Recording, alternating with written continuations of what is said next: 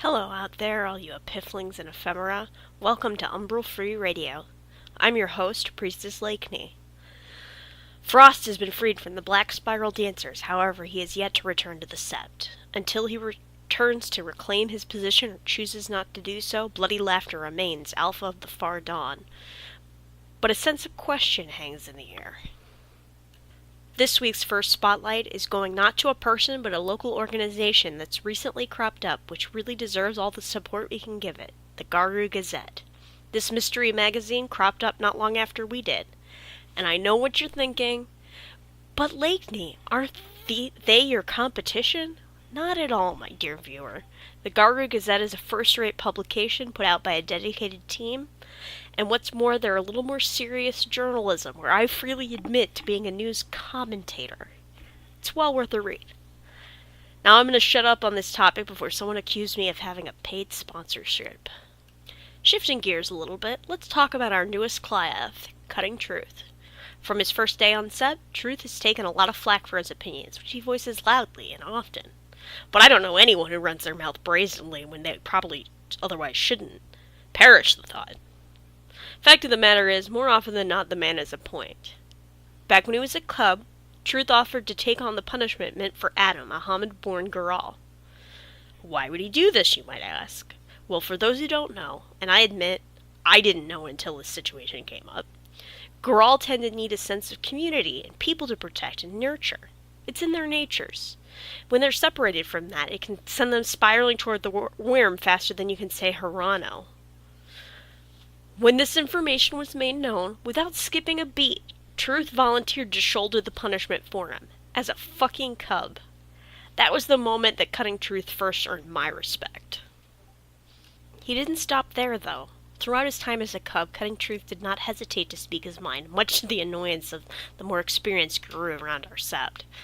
Every time he saw something he thought of as unjust or unwise, he would call it into question, no matter how lofty the rank of the person in question was. Needless to say, he pissed off a fair few people. But I have to wonder if they're pissed off because he bruised their egos, or maybe if they're secretly more pissed off at themselves because the truth of his words cuts deep. I'm not saying the guy's without flaws. He's rude, stubborn, and thinks he knows better than pretty much everyone else. But more often than not, the guy has a point that's worth listening to, even if it comes from an asshole. With that out of the way, now for some current events. Our first story tonight is out of Defiance, Ohio, where a group of Black Spiral Dancers and some tribe of evil mages called Nefandi have leveled the city and left countless dead and wounded. Word is that the evil mages had a space dreadnought, which followed one of the mages home from a trip to space and elected to destroy the city with acid rain in an attempt to break some of their captured fellows from a mage prison, which is totally not called Azkaban. They should have totally named it Azkaban. The city is in desperate need of aid. Publicly, it's been labeled as a terrorist attack. But the survivors there need food, clothing, medicine, and shelter. I have been gathering what supplies I can, and anyone who wishes to aid is encouraged to reach out over the long weekend, after which a supply convoy will travel to Ohio and provide whatever aid we have been able to accrue. Out east, the annual Beltane Festival is in full swing. We at Umbral Free Radio wish everyone at the festivities a fruitful festival and safe return travels. In local news, the sewers were rocked with explosions at this past gathering. Heavily armed teams in hazmat suits have been warring with the local ratkin population. It is believed that these teams have something to do with some kind of hunters which target ratkins specifically. Be advised that the ratkin are exceptionally on edge due to the threats to their territory, and are likely to engage anyone found in the sewers regardless of affiliation. The mushroom population is still growing out of control. The fungi are still cropping up out of season throughout the territory. Worse yet, people have begun to get sick from the spore exposure. There have been 4 reported deaths. Thus far, all attempts to eradicate the fungi have proven ineffective. Delver and Cutting Truth got into it pretty heatedly and quite publicly at the last gathering. Usually my reaction to Guru getting into a pissing mess is that you're both the prettiest. Now go away, please. But this particular case is of note.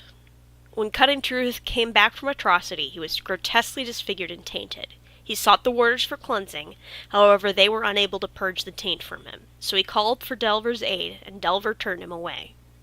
Delver claimed he didn't know that the warders had attempted to cleanse him, and that he was not refusing to help him ever. He just wanted to teach Truth some humility in how he asked for help before giving assistance. How either was supposed to know what the other was getting at without communicating with the other is anyone's guess. My money's on psychic wolves. To be honest, both parties kind of suck at communication. Cutting Truth is so wrapped up in his frustration that things aren't the way that he thinks that they ought to be, that he alienates the people he's trying to reach. And Delver is so convinced that he knows best that he shuts his ears based on snap judgment of the situation. Both made mistakes, but both can learn and grow from them if they have the sense to do so.